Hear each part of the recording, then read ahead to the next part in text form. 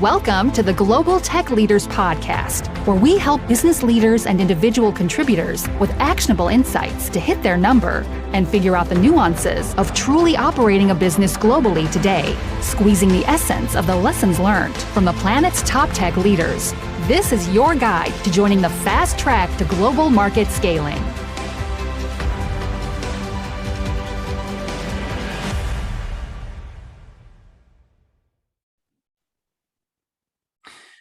So today we have the exciting part 2 of Joe Cecala's impressive presence on the show, should I say. He was so impressive, in fact, we didn't manage to get everything done in the time allotted last time round. I still have a remainder of questions to ask him. So I very much wanted to welcome him back to the show. Welcome back, Joe, for part 2.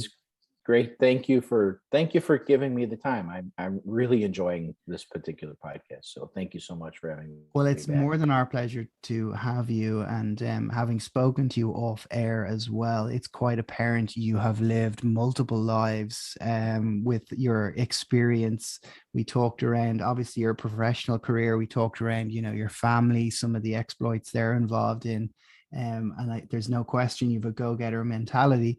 We talked about how that, last time, just to recap for our listeners, we talked around the direction of companies. We talked around funding. We talked about why that was important. We talked about some companies having different directions to others, very much today. And a lot of the work that we would do is centered around VC funding. There's a Series A through D to E to F, sometimes an IPO expectation. And there's a unicorn status is the new norm, but actually it's not necessarily for everybody. And we covered how there are alternative means by which to do that. We talked about Dream Exchange. We talked about the secondary market. We talked about product market fit. We talked around what an appropriate return investment is, etc. That was very much the direction of our conversation. What I wanted to get into today, just to start off, if we may, is talk around diversity and minority-owned companies or lack therein. It was a shocking statistic you shared with me last time round around one IPO in the New York Stock Exchange that was minority-owned, which is quite phenomenal. I suppose, and I've had my own good wife on the show talking around women in the workplace, and I've also been asked by a lot of my clients to hire diversely. And often, in fact, I've been put in awkward legal situations where people are doing diversity for diversity's sake, and that doesn't help anyone either. And I'd like to get into that. But let's just off the top, take us through why you feel that 1%, that one person company happened, and why there isn't more diversity. And let's get into the intricacies thereafter, if we could, Joe. Yeah, sure. So, I mean, actually, it's not 1%. This is why this statistic is so just overwhelmingly obvious. If this were cancer, the tumor would be the size of a beach ball. That's how easy it is to spot. When it comes to public markets, the American investing public, somewhat the global investing public, but certainly the American, there's only been one Black-owned company in the history of stock exchanges listed on the New York Stock Exchange. Not 1%, one company. Yes. So the importance is this, and this is the real importance. Okay, what you said is very, very true. Diversity for diversity's sake doesn't really accomplish a solution to the problem. Right. So the real problem we face is that what we want to do and what investors want and what the employees want is they really want to work for the company that's forward thinking and has the best idea. That's fundamentally, the proverbial better mousetrap. That's what the direction of the investing community, when you're taking a job at a company, you're looking for, what are the future prospects of my life at this particular organization?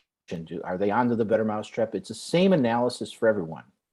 And so what has traditionally happened is the enormity of success, the staying power of success, really comes through the public markets. You can get A, B, C, D, E, F, G rounds, okay, of private investing, but even those companies, it's very rare. It's almost it's unicorn on top of unicorn that a company is able to stay private forever and grow to the size of its full potential. You know, where you have Apple Computers, $1 trillion company today. There are no privately held companies that are $1 trillion in value. Okay. Just for the sake of our benefit, here and our listeners, why is it you need public money to scale at that level? Right. So, excellent question. One of the more significant factors for all the other relationships, the vendor relationships, trade credit relationships, banking relationships, in fact, employment relationships, regulatory relationships, is what's the speed with which you can react to the market's ups and downs. And there's a double-edged sword to this, because in a public capital market, clearly share price changes. Now it changes in nanoseconds. Okay. Oh, sure. Okay. On the other hand, there's a very long-term stability to knowing that, for example, a banking relationship where you're a privately held company, the owner of the company or the majority shareholders, they may be the collateralization of the loan. And what does the bank then have to do? Well, they have to look. Banks evaluate things this way. If the loan goes bad, what do we do? What can we sell? Can we sell the can we sell the factory? Can we sell the inventory? They're taking security interests in all these assets that need to be sold. Whereas in a public capital market, you've got the liquidity of the stock. You have a liquid capital market that says, all right, well, we're extending large amounts of credit. Our pilot company was, before they were a public company, the pilot for what we're doing. Before they were public, they had a very difficult time getting a $5 million line of credit for working capital. Immediately after being public, their bank offered them a $20 million line of credit for acquisitions. There you go, overnight. Wow. Overnight. So, they went out and they used some equity and debt, but there was a mix of it. And they went out, and what did they do? They went and acquired other companies.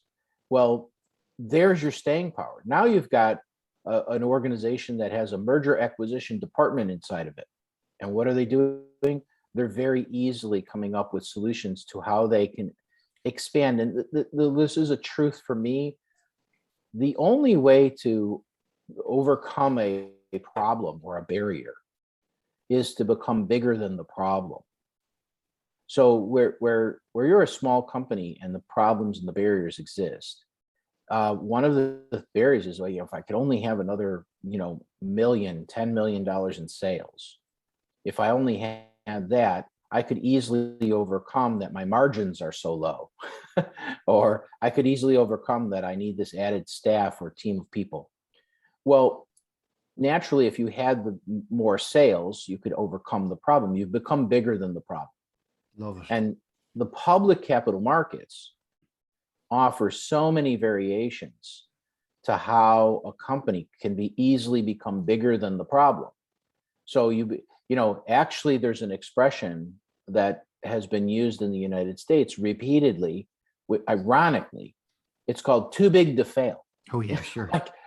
They have a problem. Clearly there's been industries that have not overcome particular problems, but they're so big, they've become such a necessity, almost a public utility to some degree, that they're too big to fail. So the fact is that that's a feature of expanding. Expansion to me is life. Like, there's nothing in the world that stays stagnant. It's either declining or it's expanding.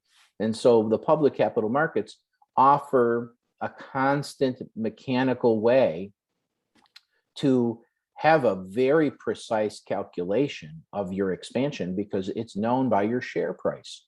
The share price is either going up or down. And if you look at Yeah, your market cap. And here's the thing, over decades, if you look at, you know, investing in the public capital markets over the long term is clearly uh, kind of the dumbest and easiest way to acquire wealth.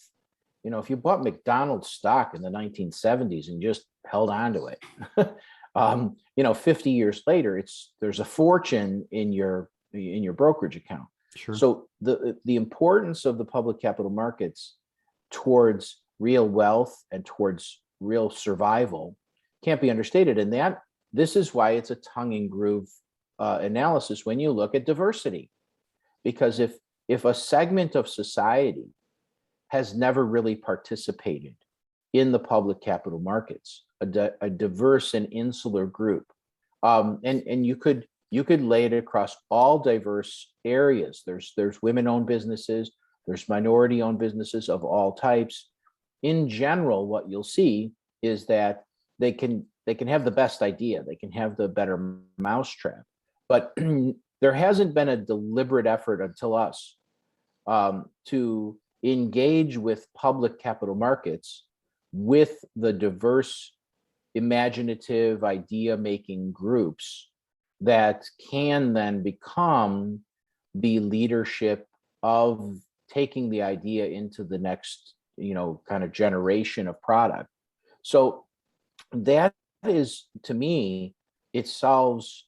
This is why I'm doing this. It's not so much that there's and there is a good financial and mechanical way to look at it, which is Sure. public capital markets, you make some wealth.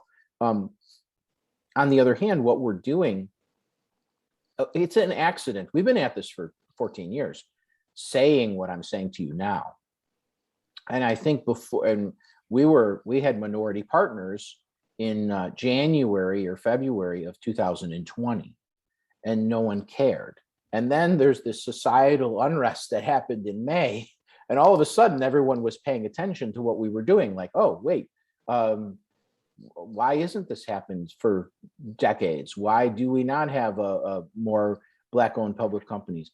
Well, if we don't have the Black-owned public company, we don't have the living wage job creation in communities. If you don't have living wage job creation, now you have an urban problem. You have a kind of like, you know, you're counting on the dry cleaners and the liquor store to sort of make the community go.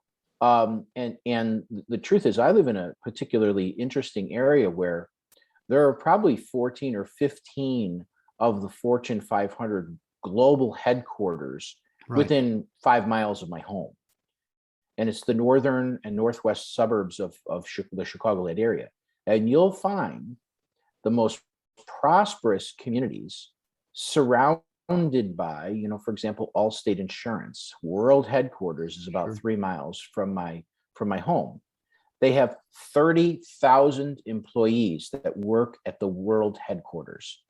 Now they commute from all over the area, but there's 30,000 people who are making really good living wage jobs and incomes, and they are communities. Now, it doesn't mean that there's a suburb that's a company town called Allstate. They're all over. But imagine now we have 15 of those in the northern suburbs. The northern suburbs of Chicago are one of the most prosperous, safe places on earth. The communities are tremendous. The schools are tremendous. The stores, the shopping, well, where is all that prosperity being born from? Where is the community itself thriving? Where is it coming from? Well, it's coming from very large public company headquarters that involve all kinds of jobs and opportunities that are not merely struggling to make ends meet. In other words, you know, I've said this, and I've actually said it to congressional leadership who agree with me in the United States. I said, look, I'm not in the fight over whether we should be increasing or holding steady with the minimum wage.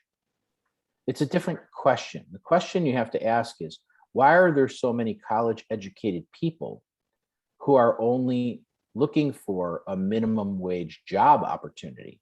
Where are the jobs in human resources? Where are the jobs in marketing? Where are the jobs in treasury? Where are the jobs in production and quality control and public relations? And there's so many job opportunities that are career path jobs within a very large corporation, a public corporation, that just don't even exist in the small private companies.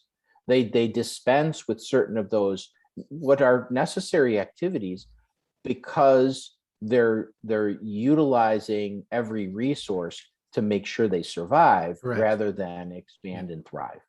So that is a provable data, kind of analysis of why entry into minority communities with the public capital markets can actually be a societal transformative activity. It's not going to solve itself overnight, but we have to start somewhere. At some point or another, we have to begin, right? The old, I think there's a Chinese proverb that says a journey of 1,000 miles begins with but a step. So that's what we have to do. We've got to take those steps in the right direction. And that's primarily been the direction of our diversity program. And it's not transactional. The one, sorry, I could go on and on. Well, I think this is an important point to make. Many of the largest corporations have what they call diversity programs. They want to spend money, and when they're buying things, they want to purchase them from minority-owned, privately held companies. They're trying to, and that's a good thing. They're calling it an investment in the minority community, but it really isn't. That's a misnomer. It's a transaction. Yeah. So, and what happens then is, and I actually had this very example with a very large, you would know the name, it's a household name, sure, technology company, a global technology company. And they decided to spend $500 million on minority or diversity companies. They were going to look for vendors. Wow. And they wanted to spend $500 million in the fiscal year 2020. And one of my potential candidates for the Dream Exchange offered their products to this large company. And what the problem was is this was a tech company. So I'm getting closer to revealing who they are. But the point is, this tech company said, gee, the problem is that we have literally tens of thousands of software engineers that already work for us. So if we buy this software engineering from an outside company, I'll probably get fired. If you guys fail, I've just spent a lot of money on something that didn't work outside the company. Everyone's going to ask, well, why didn't you just solve this problem internally? Which goes to your point, which is it can't be diversity for diversity's sake. Right. There's actually a real production cycle that eventually gets paid attention to. So they didn't do the transaction. And what we found out later is that one of the ways they were satisfying spending this amount of money was they gave a paper contract, literally paper towels. The company spends millions of dollars on all of its facilities ordering, paper towels and toilet paper. Well, one Black-owned company that happened to mass produce or be in the production of the paper towels, okay, they're awarded a single contract for a year. So that's a transaction. That's not an investment. So that person prospers, and maybe even if they land the huge, very multi-million-dollar contract that they've never had before, we've just made a single company very well off. And that single company may or may not choose to reinvest in facilities to become a genuine corporate entity that could be publicly traded. It's very likely that the owner of that private company will think, great, I just made a couple of $1 million and I'm so much better off, and improve their own situation, which is perfectly logical. There's nothing wrong with that. It's just that it's a bit like trying to drain the ocean by taking an eyedropper of water out of it every time you have a problem. And we're not interested in that isolated little tiny one-dropper problem. We're actually coming up with a capital market solution. How do we change the entire marketplace so that these organizations can then expand? And the first step is, and this is the first step in approaching the Dream Exchange, What is your idea? What is your product? Yep. Does your product offer solutions that can be expanded into the characteristics that will someday be a public company? If it isn't, let us help train you. Let us help educate you as to how you can make that company into the large organization that then becomes a small public company. Because as I said before, $20 million to acquire companies, that's a lot of money to a small corporation. $20 million in Apple Computer's income statement or balance sheet isn't a rounding error. There could be $20 million worth of fraud. We would never know it at Apple. Okay. But a $20 million line of credit to acquire other companies to kind of roll them up and merge and become a very viable small public company changes the landscape. It's hundreds of jobs, hundreds, if not thousands, because the statistic I said was 92% of all jobs are created after the company goes public. Well, if you're able to keep capitalizing on that, that's where there's a 100 employee private firm, there's a 1,000 employee a public firm, and the ripple effect. There's a ripple effect to that. 1,000 jobs of nuclear families. It affects, the minimum is it affects 4,000 people's lives now, because you've got children and communities, and now they're doing more of the buying and selling and living in the community. There's the microeconomic effects to having created the macroeconomic effect. Certainly the local stores will prosper, as they have in the northern suburbs of Illinois, by virtue of the fact that there's a lot of people supporting, for example, Allstate Insurance. So it's not some hokey kind of. Unfortunately, I'm just not a soundbite guy, because a lot of soundbite people would call this trickle down economics, or some type of raising the high tide raises all boats. Tidal ships. Yeah. Yes, that's not necessarily what we're talking about here. It's really not that. It's actually a production-based economic system where if you're producing and you have products you're producing and selling and producing and selling and producing and selling, well, naturally, unless you're selling the product for less than it costs to make it, you're making money. You're prospering. You're surviving. And then with the public capital markets, we would hope that those people will be able to thrive, and across all communities. Which then, doesn't it make us all better off? I mean, wouldn't we all be better off with a prosperous, with every town and borough prosperous? It takes nothing away from me to see prosperity throughout the land. It certainly actually makes us all safer, and it makes for a better society in general. And and ironically, it isn't actually, and people have labeled it capitalism. I'm not a fan of any isms, because yes, there's capital being invested in the marketplace, but the ism of capitalism is not so true here. What's true is it's a production-based environment, because the small companies, the small public companies especially, they just don't have the luxury to not produce. So in that sense, the sociological arguments are, well, who's really benefiting? The workers are really benefiting. The workers, and I don't want to sound like there's a socialism to it, but the workers at the companies and in the smaller environment tend to be more able to survive. Whereas as you get to the large trillion-dollar public companies, you can enter into a lot of corporate politics and things that are not necessarily as production oriented. So there is a balance, but this balance that tends towards a production-based economic system where one is able to enjoy the fruits of their labor, if you will, and allowing a broader audience of society to actually experience that phenomena is a good thing. And it's not a political or a socioeconomic philosophy, but it's just a very pragmatic thing that if you have tomatoes and you can sell them and they cost you less to produce the tomatoes than you sell them for, you're better off selling tomatoes. It's microeconomics at its core.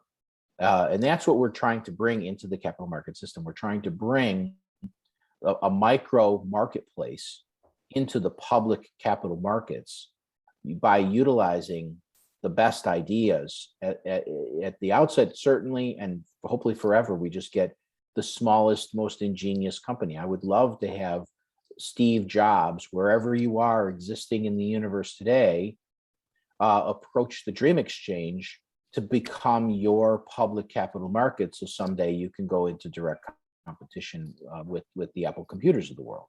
That would be a great joy, because this phone, that has changed the way we live. That invention of these products changes how we survive on this planet as a species.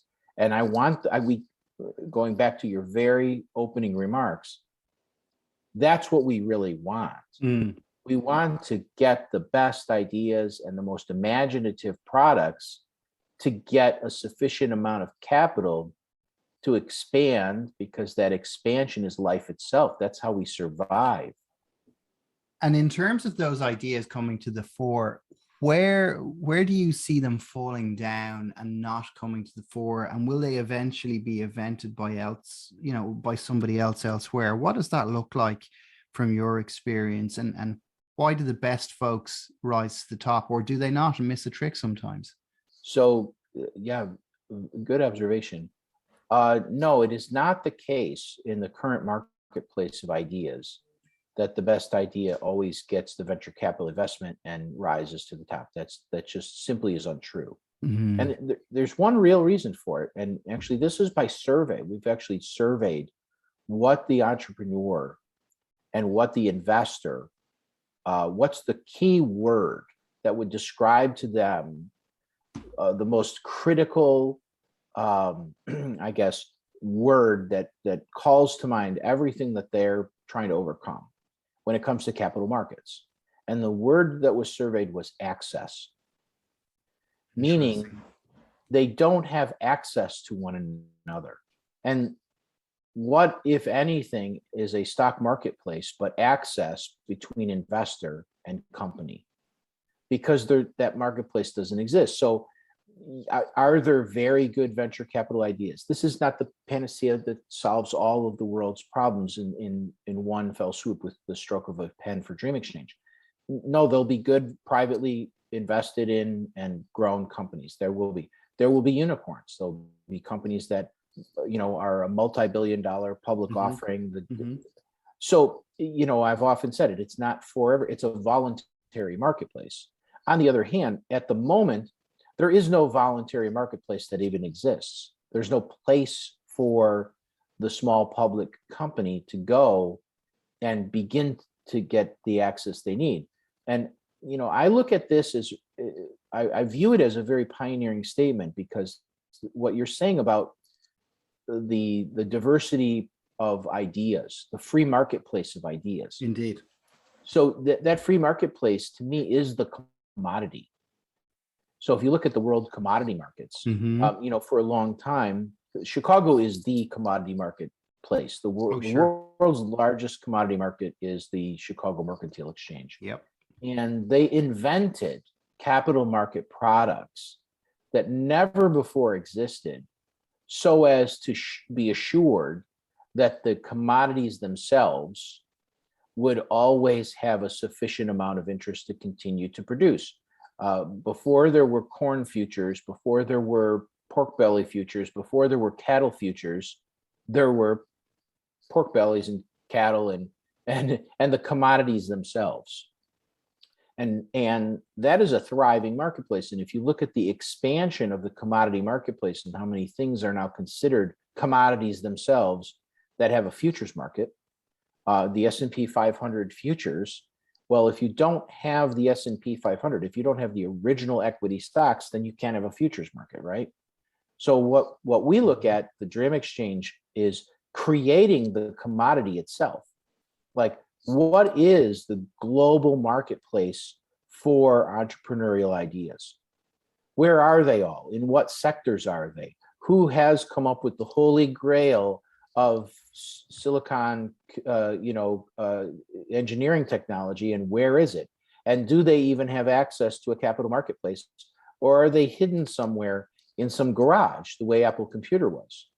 So unless we create a gigantic funnel that begins to create a communication environment between the public investing community and the ingenious entrepreneur, well, then that commodity marketplace doesn't even exist.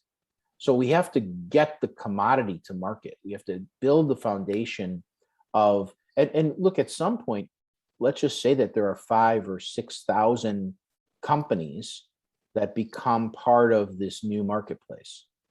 Well, that's double the size of the current public marketplace. Okay. And with that doubling in size, we can become more familiar with what a new candidate looks like. It won't be just, we won't be, the old expression is, the pioneers get the arrows and the settlers get the land.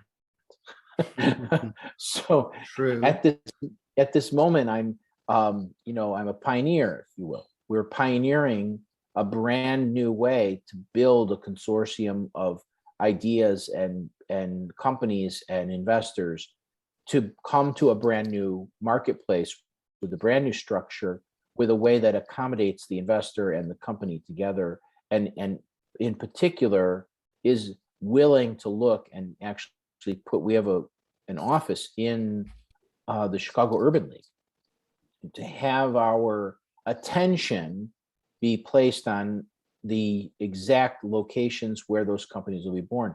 And a direct answer to your question about, do the best companies always make it? I can name, I'm not sure what my confidentiality requirements are, but I could name 3 Black-owned companies that were in Chicago that should be small public companies today, if not multi-$100-million public companies, that didn't make it. And their ideas, organic products, actually organic desserts, where scalable, McDonald's was interested in having an organic dessert from the one particular company, and they didn't make it. Now imagine you get to go to McDonald's and your dessert choices have an organic food product. We're all better off in so many different ways. And the factories and plants for those companies were right in the community of Chicago, which I think is probably among the most, economically sketchy. You can't really figure it out. It's near Hyde Park, so there's some very beautiful and prosperous areas around the University of Chicago, but just west of there is where one of these factories was. And you're on the cusp of economic blight. Well, look at all the jobs that would have been put right there, because that person lived there and was willing to work there. And these are not people that came from what I would call unpedigreed backgrounds. The one CEO was a Harvard MBA. Okay, so right. And that's very telling. You have a Harvard MBA who has a company in the Black community creating a product that we would all generally agree is a very outstanding idea and product, and they lack the capital resources to expand. So the answer is no, not every one of them is getting quickly identified, has access to the capital, and suddenly becomes a unicorn. So that's my limited example, but there are clearly examples, and that's just me. No, I think you've set the stage there quite well. And I think some of the mistakes that I see is this over-indexing on diversity, where the merit behind it is, good. Nobody would ever say that it's a bad thing to have diversity. There's no one out there saying that. But I think at the same time, this over-indexing on diversity for diversity's sake, and I unfortunately, in what I do, I get illegal requests and illegal emails quite regularly from people who are good people, right? Yeah, they're not bad people, but it is illegal for them to contract me to break the law. And what I mean by that is, you need to provide X number of candidates from a particular demographic, of a particular sexual orientation, of a particular religion. And I said, are you aware, respectfully, it is illegal for me to ask these questions? Yeah, So, right. So I can't, but the merit in what they're trying to do is good, because they're trying to bring a more diverse working environment and culture to the fore, and I massively believe, I think the best example of this known to man, in my opinion, is the United States, where you have this massive melting pot of cultural diversity. And having my roots in Europe, I can tell you that feudal tribalism served nobody. But let's not go there for now. Particularly true in the Irish context, among others. But what you're saying there is that it's lack of access to capital resource than it is anything else. And I would also supplement that by saying it's education and awareness of that access to capital resources. Did I summarize that in a reasonable fashion, Joe? I think it's very, very accurate, and I think the emphasis would be on the education and literacy of it, because your point is extremely well taken. And so these societal things, they tend to work like a pendulum. In some ways it swings in one direction, then it swings back in the other, and then swinging. And, if you're in the diverse group, you tend not to be the one who's, either the pendulum is favoring, lots of diversity attention, or the pendulum falls off of the diversity attention. And then, as my father would say, even a blind chicken will find a little corn. That's not a solution. That's not a solution either. So the happy medium is, of course, you can't use. This has never been even the United States Supreme Court has its own way of discussing this, and what it says is that the ends generally do not justify the means. And therefore, when you implement something that tends to balance the ends versus the means, you can come up with an unjust outcome. And the justice of it is very much along the lines of, look, we're trying to accomplish something that has good intention. But just as I was saying about the very large tech company last year, they couldn't just award the contract merely because it checked a diversity box on the proposal. Very interesting. And yes, and the here's what's really important about that aspect. In that environment, it is perfectly legal to say, is the company Black owned? Whereas in an employment situation, it's completely not appropriate. You can't ask, any more than you can say, oh, you're a female. Do you plan on getting pregnant? Well, then we're not going to hire you because our insurance costs will go up. It's just an insane conversation, and it puts everyone in a very difficult spot on the employment level. See, and this is another example of the exact same minimum wage discussion. Why are we even having that discussion at all? Why do we not have an entire company that has been capitalized, that is owned by, that is in the community, where now there's a segment of society where like-minded people are flourishing, they're delivering great products, and we don't even have this consideration? Like, wouldn't it be a wonderful day when the considerations are so far removed that you'd say, well, what do you mean that you need more diverse people in sexual orientation and in race? We can't find them. They all have jobs. They're all employed everywhere. Amen. Like, why do we even have to talk about that? That's just silly. Everyone's working. And maybe perhaps that's a bit naive and utopian, but my point and what we're trying to express with our company is that, well, if we don't at least start heading for that potential utopia, we don't create the environment where, okay, there's these companies that can flourish, that have wonderful products, that are diverse. Well, if we create that environment, we've taken the first step on perhaps what is a longer journey to making society a bit more egalitarian, I guess, I think that's profound. I absolutely love that, Joe. And I hope that we do get there. And I hope there aren't people bought in to still wanting to have that fight when we achieve that utopia. And I do think that'll happen. And I'm also not naive enough to think that there isn't that out there that exists. But I don't think it's inherent. I don't think there are out there active discrimination. I don't believe that. I don't want to believe that. I think there are bad people in the world for sure. But I think you've put that in a very realistic way, I think, is what it is. And I think we will get there. I'm an optimist. The pragmatism of it is what we're focused on first and foremost, because there are fringe elements to anything. And when you pay attention to that, and that you focus all of your energy or attention on, and it's the politics of it. I mean, let's just be candid. If you pay attention to the politics of it, and I've learned this. I've gotten a bill through the Congress, and I did so by ignoring the politics.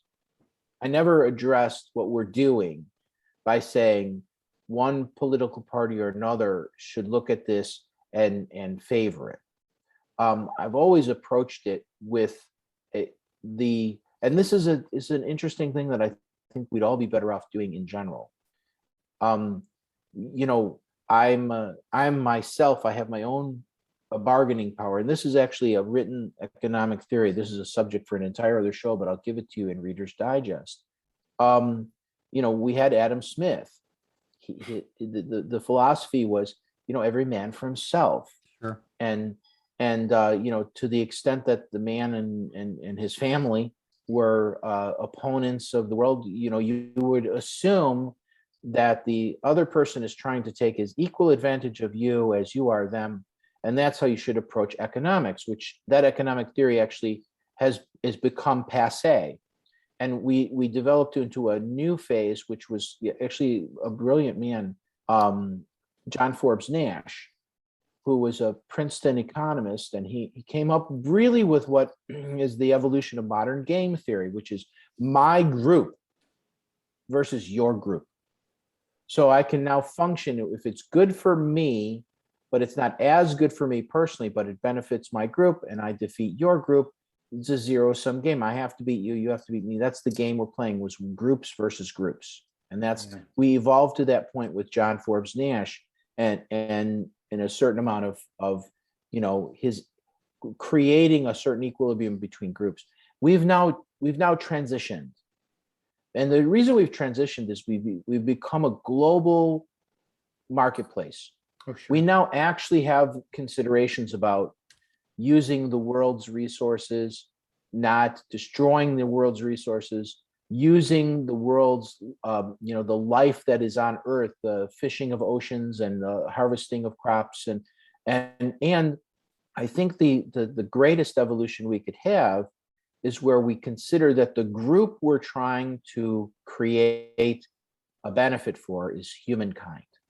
That we all share a single unified group, which is that mankind itself would be better off if ... And if the best idea were born from a person, a human being, who happens to be, has a different sexual orientation or has a different skin color, but they truly have something to contribute that makes mankind better off. We should be listening to them because we are all part of that same group.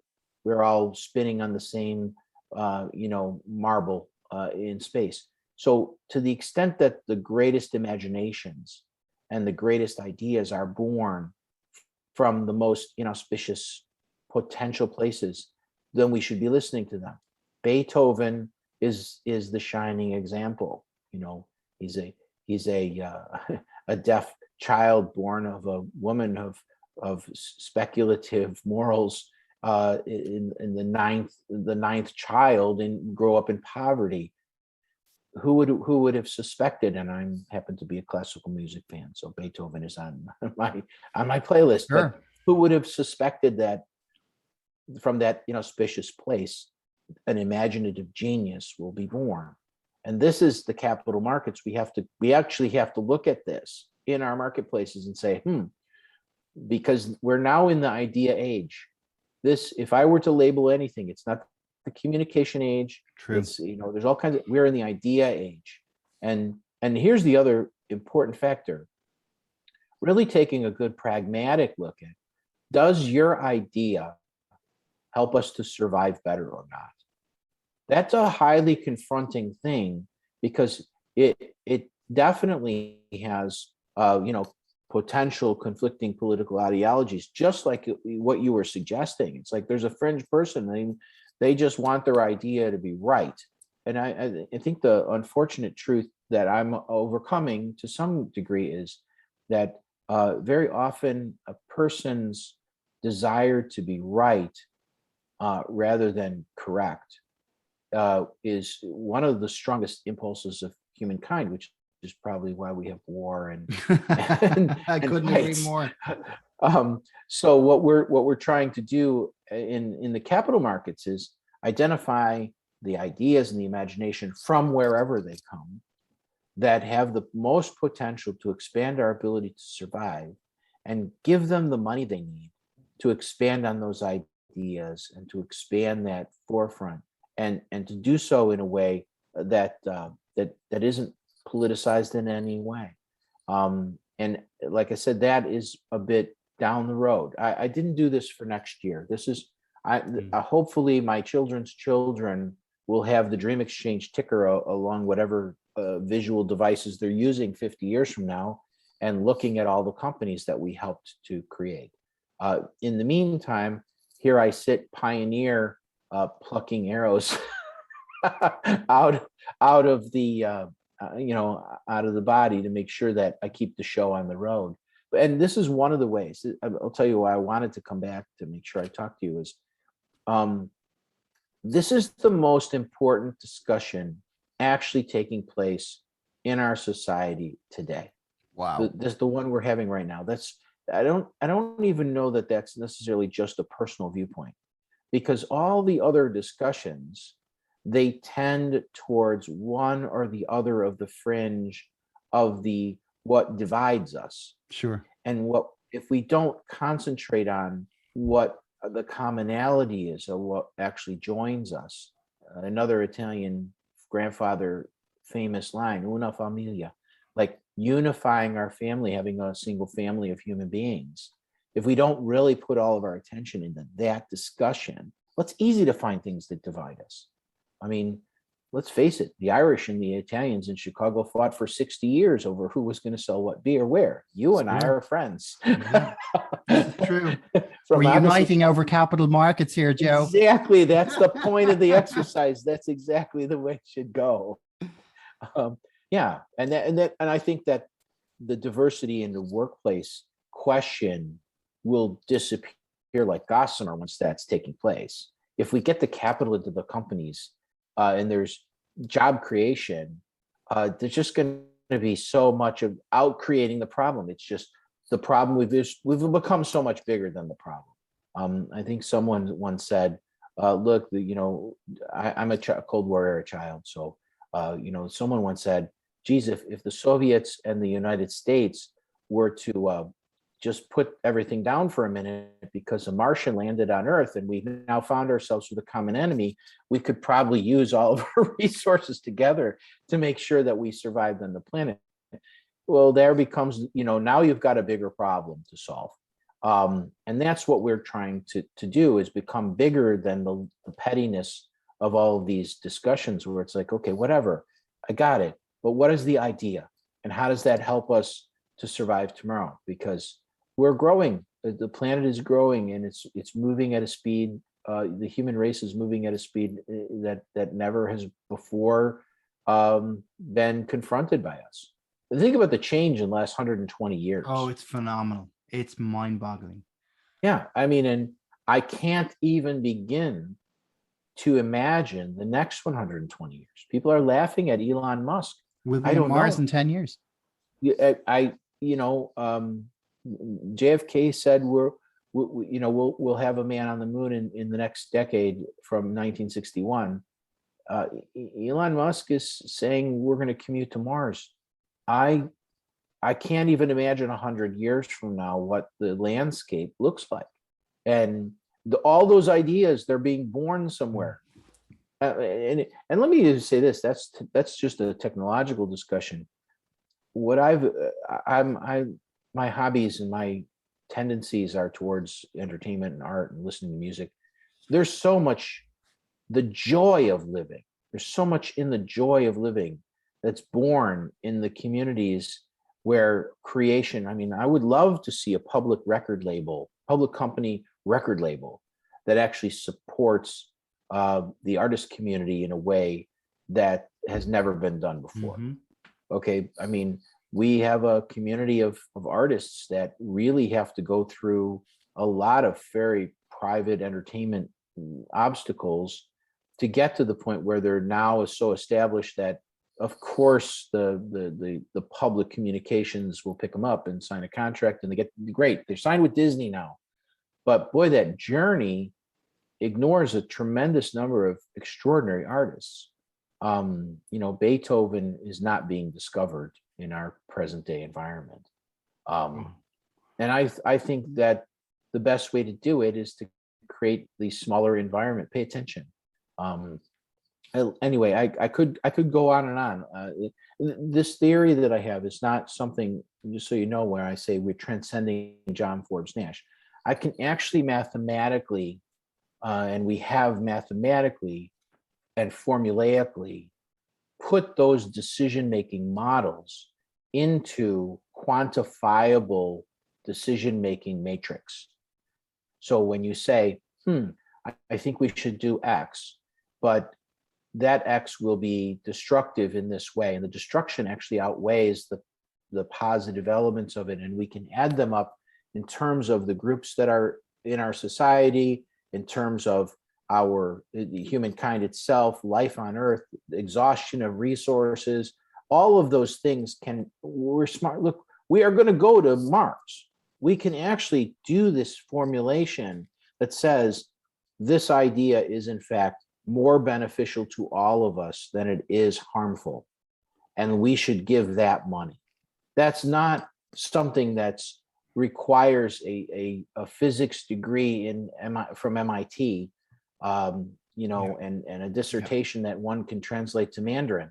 It doesn't take somebody that smart to figure that stuff out. We do it every day when we buy organic eggs at the grocery store. We're making those choices. We know better. We know right from wrong.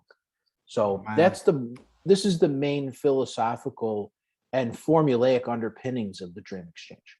We actually have a formula by which we are trying to develop candidacies for the ideas that will be the companies for which the investors will understand and agree, of course we have to give that idea a chance. So for folks who want to reach out to you, what's the best way of getting in touch, Joe? Best way of getting in touch is our website, which is DreamEx, DreamEx.com, DreamEx.com. And really, we're kind of easy. I mean, actually, I do have dialogue with people, some people from some of the podcasts I've done. The email address is info@dreamex.com. And I look at those. And our senior management looks at, if you send us an email, we're going to be back in communication with you. We actually keep to the spirit of things, which is maybe your idea is the one that we need to pay attention to. So info@dreamex.com. And we also have our social media site called DreamX Connect, which everything can be accessed through the website, all of our public relations and media and what we're doing in Congress, and everything is easily accessed through the website at dreamex.com. Well, Joe, I really want to thank you for part 2, for being what's been a phenomenal guest. I think you may actually have a permanent seat on the Global Tech Leaders Security Council, so to speak. I really appreciate your participation. Some of the knowledge bombs you've dropped. It's been a thoroughly enjoyable experience. Thank you. Thank you. I do enjoy our discussion. So, and hopefully when we have some big announcements, maybe I'll come back again and post big announcement. We have a couple bombs coming up. So no question. Maybe we'll do this again with some more news. And you'll be very welcome. Thank you, sir. Thank you so much. You've been listening to the Global Tech Leaders Podcast, designed for both established and aspiring career-focused tech rock stars, as well as helping leadership figure out how to speak global in today's multicultural world. For further details, check out sf-talent.com.